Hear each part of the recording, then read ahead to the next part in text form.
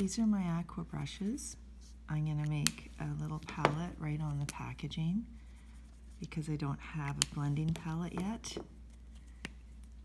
So I'm taking 4 of the different blue, purples, and greens, and then I'm taking the lightest blue, the sky blue, and I'm going to write the word ocean.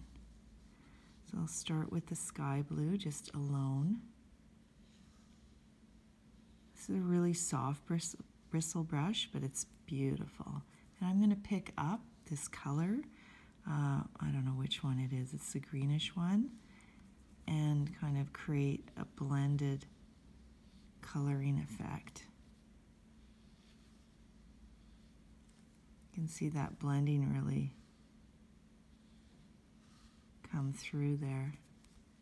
You can pick up any color you want. I thought I'd pick up some ocean colors. So there you go. Have some fun with your Aqua brushes. I'm going to add a little bit of blue here, darker.